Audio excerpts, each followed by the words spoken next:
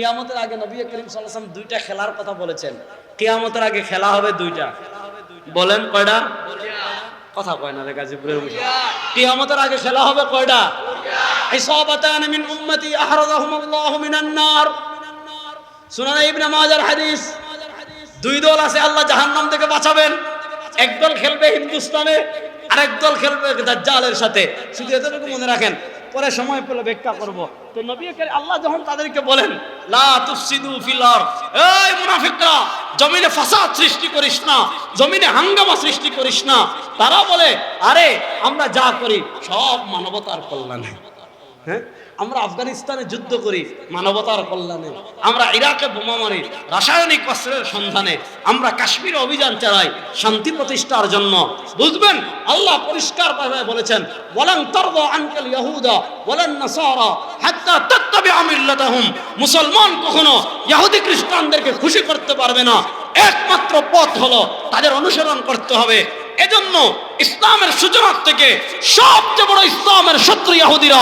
সেই ইহুদিদেরকে যারা বন্ধু বানাবে, সেই ইহুদিদের যারা পা চাটবে, তারা ওই আব্দুল্লাহ ইবনে উবাই ইবনে সালুলের বংশ, তাদের অনুসারী। আজকে আমাদের বাবারে বাবা নাম দিবে খাদিমুল হারামাইন শরীফাইন, ভণ্ড কোথাকার এমবিএস। এরা যা ওইদিকে কথা গেলে আবার বলেন যে আপনারা সব খালি কড়া কথা বলে। দেখেন আসতেছে, এই আয়াতেই আসবে। আমাকে গাজী ভাই এমন আয়াত দিছে যে আমার সাথে মিলে গেছে, সুবহানাল্লাহ। দেখেন আল্লাহ যখন বলেন আলা ইন্নাহুম হুমুল মুফসিদুন, যখন তাদেরকে বলা হয় ফাসাদ সৃষ্টি করিস না, তারা উল্টো পাট মারে যে আমরা শান্তি প্রতিষ্ঠা করি, আমরা মানবতার জয়গান গাই। এরা কত বড় বান্দর! একদিকে বারমারে বলে মার মুসলমান মার, আরেকদিকে বাংলাদেশে এদেরকে আনে, আইনা এদেরকে কি করে ত্রাণ দেয়। দেখেন ওই যে সাপ, সাপ হয়ে কামড়ায়, উজা হয়ে ঝাড়ে, এটা হলো এদের চরিত্র। আল্লাহ তাদেরকে বলেন আলা ইন্নাহুম হুমুল মুফসিদুন, এরা এই পৃথিবীর সবচেয়ে বড় ফাসাদ সৃষ্টিকারী, ওয়ালাকিন লা ইয়াশউরুন, কিন্তু তারা তা বুঝে না। এই তিনটা আয়াত বুঝলেন? এবার যে আয়াত, এটা খুবই গুরুত্বপূর্ণ। দেখেন আহলুস সুন্নাহ ওয়াল জামাতের আকীদা হলো সাহাবায়ে কেরাম সত্যের মাপকাঠি। বলেন সাহাবায়ে কেরাম সত্যের, বলেন বলেন সাহাবায়ে কেরাম সত্যের, জুড়ে বলেন সাহাবায়ে কেরাম সত্যের, জুড়ে বলেন সাহাবায়ে কেরাম সত্যের মাপকাঠি। মানে কি এটা বুঝেন? মুনাফিক বাহ্যিক লেভেল ইমানদার। খুব মনোযোগ, এই পয়েন্টটা কান খাড়া করে শুনেন। মুনাফিকদের বাহ্যিক লেভেল ইমানদার, নামাজ পড়ে নবীর সাথে, বাজারে হাটে আবু বকরের সাথে, আড্ডা দেয় উসমান আলীর সাথে। প্রশ্ন হলো এ সকল মুনাফিক তো নামাজও পড়ে, রোজাও রাখে, হজও করে, যাকাতও দেয়, দেখতে অরিজিনাল মুসলমানের মতো, কিন্তু এরা যে মুনাফিক এটা চিহ্নিত করার মাধ্যম আছে না নাই? আমি আরো সহজ করে আপনাদেরকে বুঝাই। দেখেন আরো সহজ করে আপনাদেরকে বুঝাই। এই দেখেন টাকা, রাখেন একটা, এই দেখেন টাকা, এটা কত টাকা? 100 টাকা। আরো দেখাই, দাঁড়ান, টাকা দিমু না, দেখাচ্ছি। আচ্ছা সমস্যা না, এটা দুষ্টামি করলাম। আবার আপনারা এগুলা দিয়েন না, আপনাদেরকে নিয়ে তো সমস্যা, বুঝছেন? শুনেন, এই যে দেখেন 500 টাকা, দেখছেন নি সবাই? এটা কিন্তু অরিজিনাল টাকা, এটা কিন্তু অরিজিনাল টাকা। আরেকটা 500 টাকা আছে, এটাতে যেমন এইভাবে থাকালে বঙ্গবন্ধু দেখা যায়, এটাতে যেমন এখানে সব দেখা যায়, এটাতে এখানে যেমন বঙ্গবন্ধু, এটাতে এখানে যেমন লেখা চাহিবা মাত্র ইহার বাহককে 500 টাকা দিতে বাধ্য থাকিবে, এটাতে যেমন এই যে হুমায়ুন কবির, এই ফজলে কবির গভর্নর, ওই টাকাটা হুবহু সব দেখতে ওইটার মতো, কিন্তু ওইটা জাল টাকা। বলেন জাল টাকাটা জাল, কিন্তু দেখতে অরিজিনাল টাকার মতো। কিন্তু বলেন অরিজিনাল টাকার মতো দেখতে হলেও জাল টাকা শনাক্ত করার মেশিন আছে না নাই? আপনি 1 কোটি টাকা নোটের মধ্যে যদি একটা টাকা জাল দেন, 1,00,000 টাকার 1,00,000 টাকার নোটের ভিতর, 1000 টাকার নোটের ভিতর আপনি যদি মাত্র একটা নোট জাল দেন, আপনি ব্যাংকে যখন পুরো বান্ডিল ছেড়ে দিবেন, একটা জাল টাকা যদি থাকে, সেই জাল টাকা চিহ্নিত করার মেশিন আছে না নাই? আপনি ওর ভেজাল স্বর্ণ, এটা অরিজিনাল থেকে আরো বেশি চকচক করে, বুঝছেন? ভেজাল স্বর্ণ যেটা, এটা দেখলে যে কেউ মনে করবে যে দুনিয়া এর থেকে দামি গোল্ড নাই। কিন্তু বলেন একটা জুয়েলার্সের কাছে যখন আপনি নিয়ে যাবেন, একটা জুয়েলার্সে যখন আপনি ভেজাল স্বর্ণ নিয়ে যাবেন, সে দেখলেই বলতে পারে এটা ভেজাল, ঠিক কিনা? এবার বুঝেন, ভেজাল স্বর্ণ যাচাইয়ের যেমন মাধ্যম আছে, ভেজাল টাকা শনাক্ত করার যেমন মাধ্যম আছে, মুনাফিক নামক ভেজাল ঈমান যাচাইয়ের মাপকাঠি আছে না নাই? সেই ভেজাল ঈমান যাচাইয়ের মাপকাঠি সাহাবায়ে কেরাম, সেই ভেজাল ঈমান যাচাইয়ের মাপকাঠি সাহাবায়ে কেরাম। সেই সাহাবায়ে কেরামকে মাপকাঠি আমি বানাই নাই, সাহাবায়ে কেরামকে মাপকাঠি বানিয়েছেন আল্লাহ। আল্লাহ বলেন মুনাফিকরা তো বলে ঈমানদার, এবার তারা প্রকৃত ঈমানদার না মুনাফিক, তাদেরকে চিনবেন কেমনে, তাদেরকে ধরবেন কেমনে, তাদের ঈমান আসল না ভেজাল জানবেন কেমনে? আল্লাহ মাপকাঠি দিচ্ছেন। ওয়া ইযা কিলা লাহুম আমিনু কামা আমানান নাস, সুবহানাল্লাহ বলেন, জুড়ে বলেন না সুবহানাল্লাহ। আল্লাহ বলেন ওয়া ইযা কিলা লাহুম আমিনু, মুনাফিকরা তো বলে আমরা ঈমানদার, মুনাফিকরা মুখে বলে ঈমান এনেছি আল্লাহর উপর, মুনাফিকরা মুখে বলে ঈমান এনেছি আখিরাতের উপর, মুনাফিকরা মুখে বলে আমরা কল্যাণকামী। এবার আসলে তারা ঈমান আনলো কিনা ধরবেন কেমনে? আসলে তাদের ঈমান আসল না ভেজাল জানবেন কেমনে? আল্লাহ বলেন তাদেরকে চিনার মাপকাঠি হলো ওয়া ইযা কিলা লাহুম, যখন তাদেরকে বলা হয়, যখন তাদেরকে বলা হয় আমিনু, ঈমান আনো, কেমন ঈমান? কামা আমানান নাস, যেমন ঈমান এনেছেন নাস, যেমন ঈমান এনেছেন নাস। এই নাস কারা? তাফসীরের অনেক কিতাবের আমি রেফারেন্স দিব, অনেক কিতাবের রেফারেন্স দেওয়ার দরকার নাই। আলিয়া মাদ্রাসায় তাফসীরের একটা কিতাব পড়া হয়, কওমি মাদ্রাসায় তাফসীরের একটা কিতাব পড়া হয়, ওই কিতাবের নাম তাফসীরে জালালাইন। আপনি অন্তত তাফসীরে জালালাইন যান, অন্য কিতাবে নাই যান, তাফসীরে জালালাইনে যান। তাফসীরে জালালাইনে বলা হয়েছে আমিনু কামা আমানান নাস, আয় আসহাবু মুহাম্মদ তুমি ঈমান আনো যেমন ঈমান এনেছেন নবী করিম সাল্লাল্লাহু আলাইহি ওয়াসাল্লামের সাহাবায়ে কেরামরা। অর্থাৎ তোমার ঈমান যদি সাহাবায়ে কেরামের ঈমানের মতো হয়, তোমার আকীদা যদি সাহাবায়ে কেরামের আকীদার মতো হয়, তোমার আদর্শ যদি সাহাবায়ে কেরামের আদর্শের মতো হয়, তুমি হবে হেদায়েত প্রাপ্ত। আর তোমার ঈমান যদি সাহাবায়ে কেরামের ঈমানের সাথে না মিলে, তুমি মানুষ, মুসলমান নামধারী মুনাফিক। মুসলমান নামধারী বলেন না, মুসলমান নামধারী। আল্লাহ বলেন আমিনু, ঈমান আনো, কামা আমানান নাস, যেমন ঈমান এনেছেন সাহাবায়ে কেরাম, যেমন ঈমান এনেছেন সাহাবায়ে কেরাম। এই আয়াতের সংশ্লিষ্ট আল্লাহ আরেক জায়গায় এইভাবে বলেছেন ফাইন আমানু, যদি তারা ঈমান আনে কার মতো? বিমিসলি মা আমানতুম বিহি, ও আসহাব মুহাম্মদ, ও নবী করিম সাল্লাল্লাহু আলাইহি ওয়াসাল্লামের সাহাবীরা, যদি তারা ঈমান আনে কার মতো?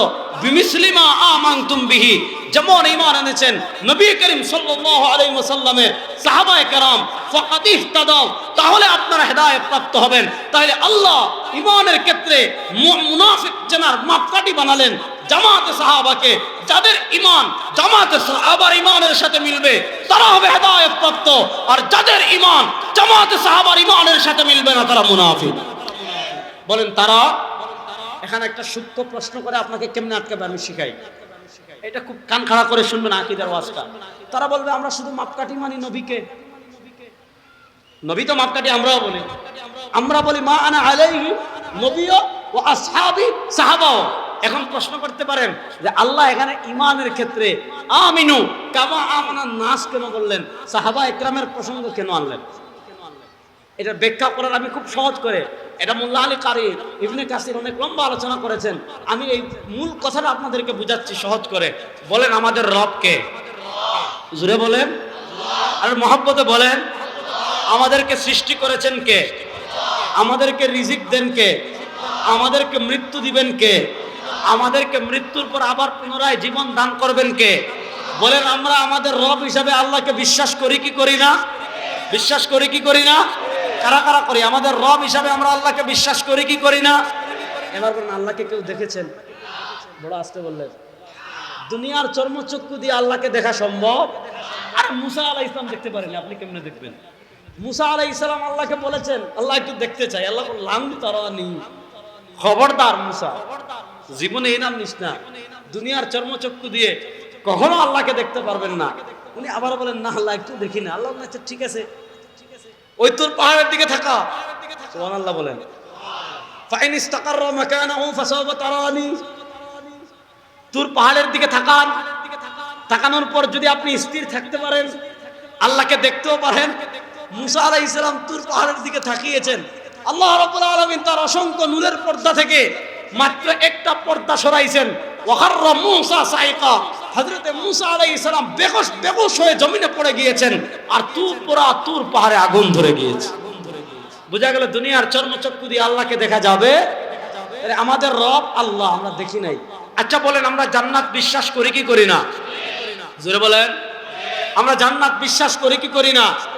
কেউ দেখেছেন? আমরা জাহান্নাম বিশ্বাস করি কি করি না? কেউ দেখেছেন? আমরা পুলসিরাত বিশ্বাস করি কি করি না? কেউ দেখেছেন? আমরা মিজান বিশ্বাস করি কি করি না? কেউ দেখেছেন? আমরা আযাবুল কবর বিশ্বাস করি কি করি না? কেউ দেখেছেন? বলেন না। আমরা ফেরেশতা বিশ্বাস করি কি করি না? কেউ দেখেছেন? তাহলে বলেন, না দেখে বিশ্বাস তার নাম ঈমান। বলেন, না দেখে বিশ্বাস তার নাম, বলেন না, না দেখে বিশ্বাস তার নাম।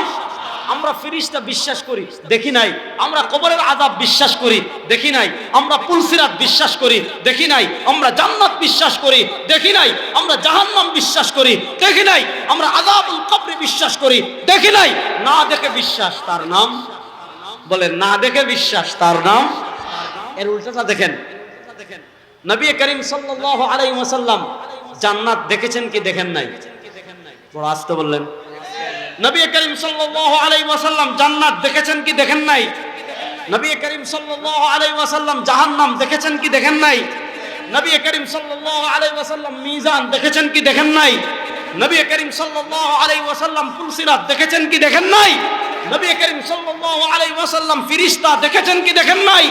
নবী করিম সাল্লাল্লাহু আলাইহি ওয়াসাল্লাম আযাবুল কবর দেখেছেন কি দেখেন নাই?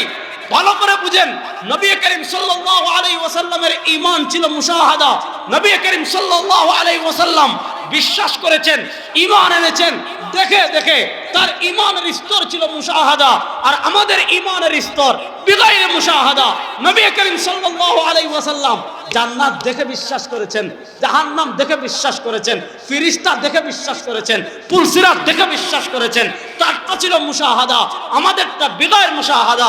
আমাদের ঈমান না দেখে, সুতরাং দেখে বিশ্বাস না দেখে বিশ্বাস সমান হতে পারে না।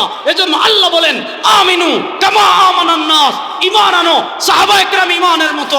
আল্লাহ ঈমানের মাপকাঠি বানিয়েছেন জামাতে সাহাবাকে, যাদের আকীদা সাহাবীদের আকীদার সাথে মিলবে, তাদের আদর্শ সাহাবীদের আদর্শের সাথে মিলবে, যাদের ঈমান সাহাবীদের ঈমানের সাথে মিলবে, তারা হেদায়েত প্রাপ্ত। আর যারা সাহাবীদের থেকে বেশি বুঝবে এরা পথভ্রষ্ট গুমরাহ। দেখেন, ইসলামে যখন খারিজিদের ফিতনা শুরু হলো, খারিজিরা আমাদের থেকে নামাজ পড়তো বেশি, খারিজিরা রোজা রাখতো বেশি, খারিজিরা জিহাদও করতো অনেক ক্ষেত্রে বেশি। কিন্তু তারা খারিজি কেন? তারা খারিজি হওয়ার কারণ ছিল তারা কোরআন সুন্নাহ শরীয়ত ইসলাম যা বলি না কেন এগুলা সাহাবায়ে কেরাম থেকেও 2 চামচ বেশি বুঝছে। এগুলা কি তারা সাহাবায়ে কেরাম থেকেও 2 চামচ কি বলছে, 2 চামচ বেশি বুঝছে। এজন্য দেখেন আল্লাহ এখানে ঈমানের মাপকাঠি বানিয়েছেন জামাতে সাহাবাকে, আমিনু কামা আমানান নাস। এর বিপরীত আপনি হাদিসে যান, হাদিসে গেলেও নবী করিম সাল্লাল্লাহু আলাইহি ওয়াসাল্লাম আমার উম্মার জান্নাতি হবে কারা, উম্মতে মুহাম্মাদের জান্নাতি হবে কারা, আল্লাহ রাব্বুল আলামিন নবী করিম সাল্লাল্লাহু আলাইহি ওয়াসাল্লাম হাদিসে জান্নাতি দলের মাপকাঠি দিয়েছেন 2টা। নবী করিম সাল্লাল্লাহু আলাইহি ওয়াসাল্লাম হাদিসে জান্নাতি দলের মার্কা দিয়েছেন কয়টা? প্রসিদ্ধ হাদিস। দেখেন আমরা সব জুমায় হাদিস শুনি, সব জুমার খুতবায় আমরা হাদিস শুনি। কি হাদিস? আল্লাহ আল্লাহ ফি আসহাবি লা তাত্তাখিযুহুম গারাদাম মিন বাদি ফামান আহাব্বাহুম ফাবিহুব্বি আহাব্বাহুম ওয়া মান আবগাদাহুম ফাবিবুগযি আবগাদাহুম। ইমাম বুখারী আলাইহি রাহমা বুখারী শরীফের কিতাবুল ঈমানে একটা পরিচ্ছেদ প্রতিষ্ঠা করেছেন, একটা অধ্যায় প্রতিষ্ঠা করেছেন, যে অধ্যায়ের নাম হলো বাবু হুব্বিন নবী মিনাল ঈমান। ইমাম বুখারী রাহমাতুল্লাহ আলাইহি পরিচ্ছেদ প্রতিষ্ঠা করেছেন এবং পরিচ্ছেদের নামকরণ করেছেন বাবু হুব্বিন নবী মিনাল ঈমান। নবী করিম সাল্লাল্লাহু আলাইহি ওয়াসাল্লামকে ভালোবাসা ঈমানের অংশ। নবী করিম সাল্লাল্লাহু আলাইহি ওয়াসাল্লামকে ভালোবাসা ঈমানের, বলেন না, নবী করিম সাল্লাল্লাহু আলাইহি ওয়াসাল্লামকে ভালোবাসা ঈমানের। এখন দেখেন নবী বলেন ফামান আহাব্বাহুম, যারা সাহাবা একরামকে ভালোবাসবে, সাহাবা একরামকে ভালোবাসা অর্থ নবীকে ভালোবাসা, আর সাহাবা একরামকে ঘৃণা করার অর্থ নবীকে ঘৃণা করা। সুতরাং যারা নবীর সমালোচনা করে না কিন্তু সাহাবার সমালোচনা করে, যারা সাহাবাদের দুষ্টুরি হ্রাস করে, যারা সাহাবা একরামের দিকে আঙ্গুল তুলে, তারা কশ্চিনকালে আহলুস সুন্নাহ ওয়াল জামাতের অনুসারী না, তারা পথভ্রষ্ট জাহান্নামী ফিরকা। দেখেন আহলুস সুন্নাহ ওয়াল জামাতের আকীদা হলো, মনোযোগ, আহলুস সুন্নাহ ওয়াল জামাতের আকীদা হলো নবী করিম সাল্লাল্লাহু আলাইহি ওয়াসাল্লামের আদনা থেকে আদনা, যেই সাহাবী মাত্র 1 মিনিট নবী করিম সাল্লাল্লাহু আলাইহি ওয়াসাল্লামকে দেখেছেন, অথবা চোখের পলকে একবার দেখেছেন, অথবা নবী করিম সাল্লাল্লাহু আলাইহি ওয়াসাল্লাম তাকে চোখের পলকে একবার দেখেছেন, এরপর ওয়ামা তাআলাল ঈমান, এরপর তিনি ঈমানের উপর মৃত্যুবরণ করেছেন। আহলুস সুন্নাহ ওয়াল জামাতের আকীদা হলো কোন সাহাবী নবী করিম সাল্লাল্লাহু আলাইহি ওয়াসাল্লামের আদনা থেকে আদনা কোন সাহাবীর সমালোচনা করা জায়েজ। এটা আসতে বসে দেখছেন, আদনা থেকে আদনা কোন সাহাবীর সমালোচনা করা জায়েজ। জোরে বলেন, ছোট থেকে ছোট কোন সাহাবীর সমালোচনা করা জায়েজ। দেখেন এটা আমার কথা না, আকীদার ক্ষেত্রে শরিয়ার মৌলিক মাযহাব হলো 3টা। যেমন আমরা ফিকহের ক্ষেত্রে মাযহাব পাই 4টা, হানাফি, মালিকি, হাম্বলি, শাফিঈ। আকীদার ক্ষেত্রে মাযহাব আছে 3টা। বলেন আকীদার ক্ষেত্রে মাযহাব কয়টা? সবাই বলেন আকীদার ক্ষেত্রে মাযহাব কয়টা? বলেন আশআরি, বলেন বলেন না, আশআরি, মাতুরিদি, আসারি। এই 3 মাযহাবের আকীদার একটা মৌলিক কিতাব হলো ইমাম আবু জাফর তাহাবী রাহমাতুল্লাহ আলাইহি, তিনি ইন্তেকাল করেছেন 321 হিজরিতে। আকীদাতুত তাহাবী, যেটা সবাই তাদের মৌলিক আকীদার একটা কিতাব মনে করে, ওই আকীদাতুত তাহাবীতে সাহাবায়ে কেরাম রিদওয়ানুল্লাহি আলাইহিম আজমাইনের ব্যাপারে আহলুস সুন্নাহ ওয়াল জামাতের আকীদা কি হবে, সাহাবায়ে কেরাম রিদওয়ানুল্লাহি আলাইহিম আজমাইনের ব্যাপারে আহলুস সুন্নাহ ওয়াল জামাতের আকীদা বর্ণনা করতে গিয়ে ইমাম তাহাবী রাহমাতুল্লাহ আলাইহি বলেন নুহিব্বু মান ইউহিব্বুহুম ওয়া নুবগিদু মান ইউবগিদুহুম ওয়া বিগাইরিল হাক্কি ইয়াযকুরুহুম ওয়া লা নাযকুরুহুম ইল্লা বিখাইরিন।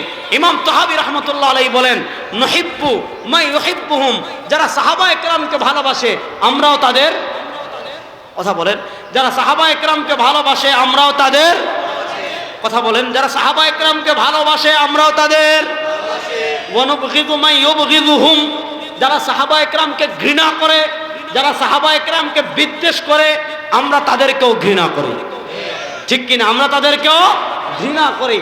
ওয়া বিগাইরিল হাক্কি ইয়াযকুরুহুম, যারা সাহাবায়ে কেরামের শান মানকে খাটো করার জন্য, যারা সাহাবায়ে কেরামকে সাধারণ মানুষের মাঝে ছোট করার জন্য, যারা সাহাবায়ে কেরামকে সাধারণ মানুষের কাছে বিতর্কিত করার চেষ্টা করবে, ইমাম তাহাবী বলেন যারা সাহাবায়ে কেরামকে বিতর্কিত করার চেষ্টা করবে, যারা জামাতে সাহাবার সমালোচনা করবে, যারা জামাতে সাহাবাকে খারাপভাবে উপস্থাপন করবে, ইমাম তাহাবী বলেন তাদেরকে ঘৃণা করা আহলুস সুন্নাহ ওয়াল জামাতের আকীদা।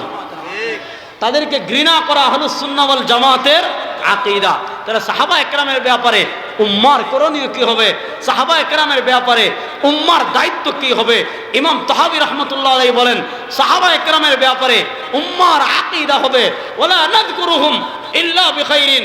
আমরা শুধু সাহাবায়ে কেরামের ভালো দিক আলোচনা করব, আমরা শুধু সাহাবায়ে কেরামের কল্যাণের দিক আলোচনা করব, কোন সাহাবীর সমালোচনা করব আর আসতে বলেন, হাত তুলেন, বলেন কোন সাহাবীর সমালোচনা করব?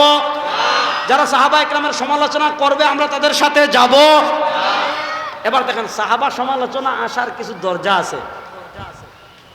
যেমন মনে করেন আপনি গাজীপুর আসতে চাচ্ছেন, এই জায়গায় আসতে হলে আপনি এদিক থেকে আসলে চন্দ্রা দিয়ে আসবেন, অথবা এদিক থেকে আসলে আপনি গাজীপুর জয়দেবপুর চৌরাস্তা দিয়ে আসবেন, ঠিক কিনা?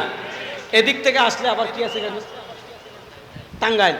তাহলে দেখেন এই এখানে আসার যেমন দরজা আছে, সাহাবা সমালোচনা যারা করে তারা প্রথমে আবু বকর রাদিয়াল্লাহু তাআলা সমালোচনা করে না, প্রথমে ওমর রাদিয়াল্লাহু তাআলা সমালোচনা করে না, প্রথমে উসমান রাদিয়াল্লাহু তাআলা সমালোচনা করে না। সাহাবা সমালোচকরা সাহাবীদের সমালোচনার দরজা খুলতে চায়। দেখেন নবী করিম সাল্লাল্লাহু আলাইহি ওয়াসাল্লামের টোটাল জীবনের তরজুমান, নবী করিম সাল্লাল্লাহু আলাইহি ওয়াসাল্লামের টোটাল জীবন উম্মার সামনে তরজুমানি করে পেশ করেছেন সাহাবা একরাম। এখন সাহাবা একরাম যদি বিতর্কিত হয়ে যান, ইসলাম এমনিতে বিতর্কিত হয়ে যায়। কোরআন লিখেছেন কারা? সাহাবারা। সাহাবারা বিতর্কিত হওয়া মানে কোরআন বিতর্কিত হওয়া। হাদিস সংরক্ষণ করেছেন কারা? সাহাবীরা। হাদিস শুনেছেন কারা? সাহাবীরা। হাদিস লিখেছেন কারা? সাহাবীরা। হাদিস পরবর্তীদের কাছে পৌঁছাইছেন কারা? সাহাবীরা। সুতরাং মুস্তাশরিকিনদের, ওরিয়েন্টালিস্টদের, প্রাচ্যবিদদের প্রধান টার্গেট থাকে কোরআন না, প্রধান টার্গেট হাদিস না। তারা সবার আগে সবচেয়ে সূক্ষ্মভাবে টার্গেট করে সাহাবীদেরকে। কারণ সাহাবীদের জামাতকে যদি কেউ বিতর্কিত করতে পারে, সাহাবীদের জামাত বিতর্কিত হওয়া মানে নবী বিতর্কিত হওয়া, নবী বিতর্কিত হওয়া মানে কোরআন বিতর্কিত হওয়া, আর কোরআন বিতর্কিত হওয়া মানে ইসলাম বিতর্কিত হওয়া। এজন্য দেখেন যারা সাহাবা সমালোচনা করতে চায় তারা কেমনে দরজা খুলে জানেন? নবী করিম সাল্লাল্লাহু আলাইহি ওয়াসাল্লামের শ্যালক ছিলেন, একজন মাজলুম সাহাবী ছিলেন হযরত আমির মুআবিয়া রাদিয়াল্লাহু তাআলা আনহু। দেখেন তিনি তার ছেলে ইয়াজিদকে রাষ্ট্রের বিভিন্ন দিক বিবেচনা করে খলিফা বানিয়ে গিয়েছিলেন। হ্যাঁ, অনেক এটা তার ইজতিহাদি খাতা ছিল, তিনি মুজতাহিদ ছিলেন। তো ইয়াজিদ তার খেলাফতকালে তিনি যখন আমির মুআবিয়া রাদিয়াল্লাহু তাআলা আনহু যখন ইয়াজিদকে খলিফা বানান, তখন তার ভিতর খেলাফতের যোগ্যতা ছিল। হ্যাঁ, হুসাইন রাদিয়াল্লাহু তাআলা আনহু ইয়াজিদ থেকে আহাক ছিলেন। তারপরে ক্ষমতা লাভ করে ইয়াজিদ বড় বড় 3টা আকাম করেছিল।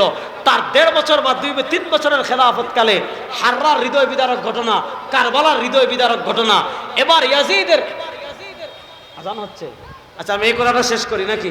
ইয়াজিদের আকামের কারণে অনেকে পিতার দিকে আঙ্গুল তুলে ইয়াজিদের কোনো দায়ভার আমির মুআবিয়া রাদিয়াল্লাহু তাআলার উপর দেওয়া যাবে?